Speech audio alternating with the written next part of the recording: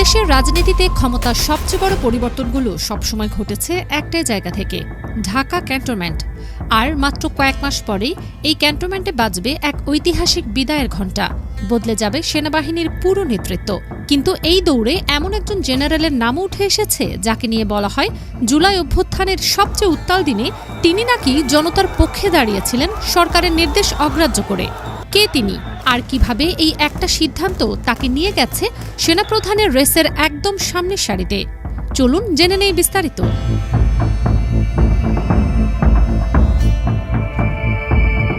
ইতিহাসের এক অভূতপূর্ব ও বিরল ঘটনার সাক্ষী হয়ে আছেন বর্তমান সেনাপ্রধান জেনারেল ওয়াকারুজ্জামান। বাংলাদেশের সামরিক ইতিহাসে এমন ঘটনা সত্যিই নজিরবিহীন, যেখানে একজন সেনাপ্রধান পরপর তিনটি সম্পূর্ণ ভিন্ন শাসন কাঠামোর অধীনে কাজ করেছেন। শেখ হাসিনার সরকার, ইউনূসের অন্তর্বর্তী প্রশাসন, আর এখন সাধারণ নির্বাচনের পর জনগণের রায় গঠিত প্রধানমন্ত্রী তারেক রহমানের সরকার। এই তিনটি বিপরীতধর্মী রাজনৈতিক প্রেক্ষাপটেও তিনি সেনাবাহিনীর চেইন অফ কমান্ড অক্ষুণ্ণ রেখেছেন। ৫ই আগস্টের ছাত্র জনতার মহাবিপ্লবের সেই ক্রান্তি লগ্নে তার ভূমিকা ইতিহাসের স্বর্ণাক্ষরে লেখা থাকবে। এই সময়ে তার বেশ কিছু সিদ্ধান্ত ব্যাপক আলোচনায় এসেছে। সেনাবাহিনীর বিভিন্ন ঘাঁটির নামকরণ করা হয় ইসলামের ৪ খলিফার নামে, আর চাকরিরত অবস্থায় দাড়ি রাখার অনুমতি দিয়ে তিনি সাধারণ মানুষের একটা বড় অংশের মন জয় করেছেন বলে জানা যায়। তবে একই সঙ্গে বিগত দিনে নির্দিষ্ট কিছু রাজনৈতিক পুনর্বাসন প্রশ্নে তাকে নিয়ে বিভিন্ন মহলে সমালোচনাও কম হয়নি। প্রশংসা আর সমালোচনা দুটো স্রোতই একসঙ্গে বইছে তার নাম ঘিরে। তবে সময় নিয়ম কাউকে ছাড় দেয় না। ২০২৪ সালের ২৩শে জুন দায়িত্ব নেওয়া জেনারেল ওয়াকারের নিয়মিত ৩ বছরের মেয়াদ শেষ হবার কথা ২০২৭ সালের ২৩শে জুন। আর ঠিক এ কারণেই পরবর্তী সেনাপ্রধান কে হতে যাচ্ছেন তা নিয়ে সামরিক ও রাজনৈতিক বিশ্লেষকদের মধ্যে দীর্ঘদিন ধরে চলছে টান টান উত্তেজনা আর জল্পনা। সরকার বা সংশ্লিষ্ট কর্তৃপক্ষ এখনও এ বিষয়ে কোনো আনুষ্ঠানিক ঘোষণা দেয়নি। তবে সাম্প্রতিক কিছু গুরুত্বপূর্ণ রদবদল এই প্রশ্নের উত্তর খানিকটা স্পষ্ট করে দিচ্ছে। এবছরের জানুয়ারিতে লেফটেন্যান্ট জেনারেল মোহাম্মদ মাইনুর রহমানকে সেনাবাহিনীর অত্যন্ত ক্ষমতাধর পদ চিফ অফ জেনারেল স্টাফ বা সিজিএস এ নিয়োগ দেওয়া হয়। আর ফেব্রুয়ারিতে লেফটেন্যান্ট জেনারেল মীর মুশফিকুর রহমানকে দেয়া হয় সশস্ত্র বাহিনী বিভাগের প্রিন্সিপাল স্টাফ অফিসার বা পিএসওর দায়িত্ব। খোদ প্রধানমন্ত্রী তারেক রহমান নিজে তার কাঁধে লেফটেন্যান্ট জেনারেলের র্যাঙ্ক ব্যাচ পরিয়ে দেন। সেনাবাহিনীর প্রাতিষ্ঠানিক কাঠামোতে এই দুটি পদকে সবচেয়ে মর্যাদাপূর্ণ ও শক্তিশালী চালিকা শক্তি হিসেবে গণ্য করা হয়। স্বাভাবিকভাবেই এই দুই কর্মকর্তার নাম পরবর্তী সম্ভাব্য সেনাপ্রধানের আলোচনায় সবার আগে চলে এসেছে।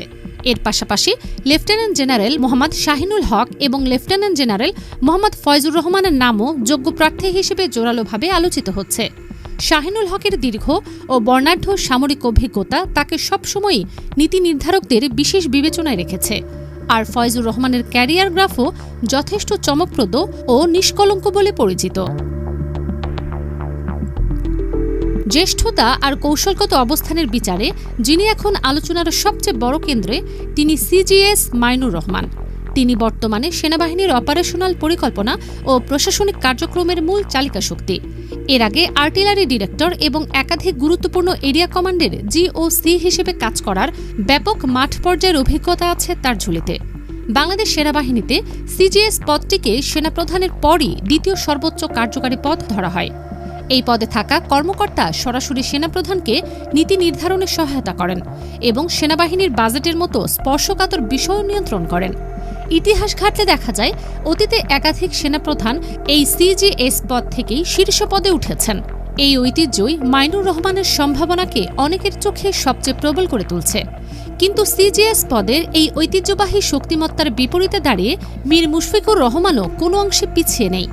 সিএসও হিসেবে সেনা, নৌ ও বিমান বাহিনী, সশস্ত্র বাহিনীর এই ৩ শাখার মধ্যে সমন্বয় সাধনের মতো জটিল ও দূরদর্শী দায়িত্ব তিনি সামলাচ্ছেন।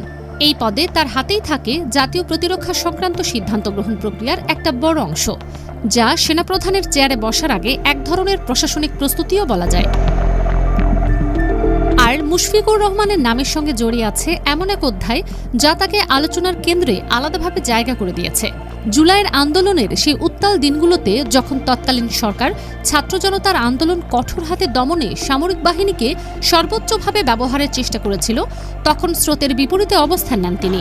২৪ পদাতিক ডিভিশনের জিওসি এবং চট্টগ্রাম অঞ্চলের এরিয়া কমান্ডার হিসেবে দায়িত্ব পালনকালে বলা হয়ে থাকে তিনি তার অধীনস্থ কমান্ডোকে সাধারণ মানুষের ওপর কোনো ধরনের বল প্রয়োগ না করার নির্দেশ দেন এবং ওই অঞ্চলের শিক্ষার্থী ও সাধারণ জনতার নিরাপত্তা নিশ্চিত করার চেষ্টা করেন।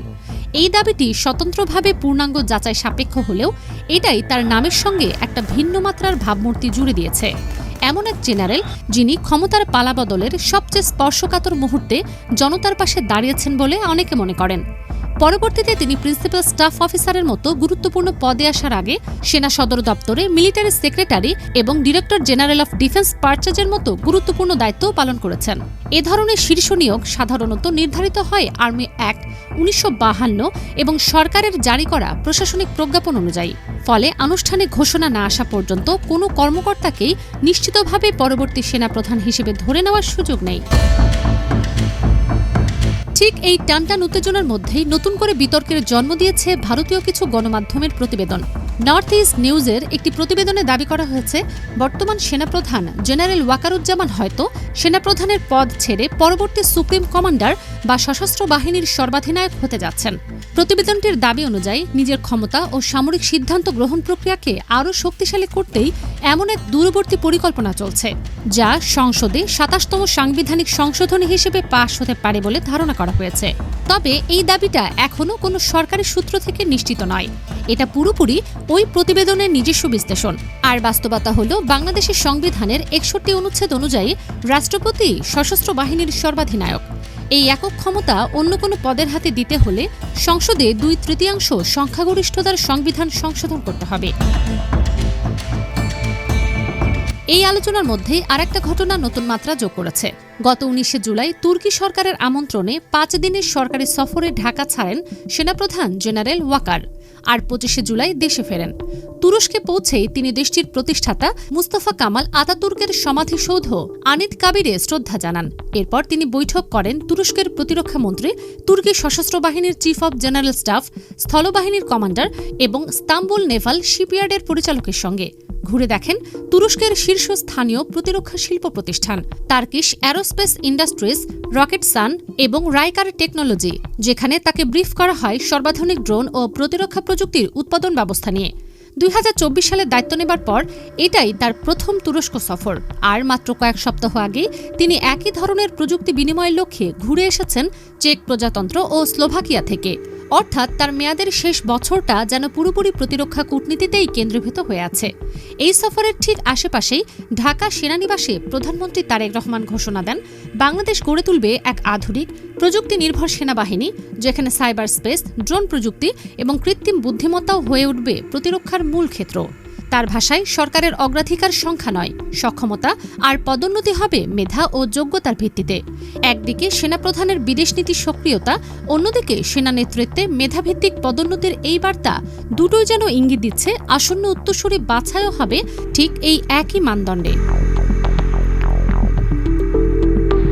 স্বাভাবিকভাবেই এই তুরস্ক ঘনিষ্ঠতা নিয়েও সীমান্তের ওপারে কম আলোচনা হচ্ছে না। ভারতীয় কিছু বিশ্লেষকদের দাবি বাংলাদেশ ধীরে ধীরে প্রতিরক্ষা খাতে তুরস্ক নির্ভর হয়ে উঠছে, আর এই ঘনিষ্ঠতাকে তারা পাকিস্তান তুরস্ক সম্পর্কের সম্প্রসারণ হিসেবেও দেখছে। তবে বাংলাদেশের পররাষ্ট্র মন্ত্রণালয় বা সরকারের পক্ষ থেকে এখনও এই বিষয়ে ভারতকে ইঙ্গিত করে কোনো বিবৃতি আসেনি। পুরো সফরটি ছিল দ্বিপক্ষীয় প্রতিরক্ষা সহযোগিতা নিয়ে। ক্ষমতার এই জটিল সামরিক দাবা খেলায় শেষ পর্যন্ত কার চাল সফল হতে যাচ্ছে, সিজিএস মাইনুর রহমান নাকি পিএসও ফিকুর রহমান? কার হাতে উঠতে যাচ্ছে সেনাবাহিনীর সবচেয়ে ক্ষমতাবান কমান্ডিং বাটন? দর্শক, আপনার কি মনে হয় পরবর্তী সেনাপ্রধান হিসেবে কাকে দেখতে চান আপনি? জানান মন্তব্যের ঘরে। ভিডিওটি ভালো লাগলে লাইক, শেয়ার করুন, আর চ্যানেলে নতুন হলে অবশ্যই সাবস্ক্রাইব করুন এবং বেল আইকনটি বাজিয়ে রাখুন।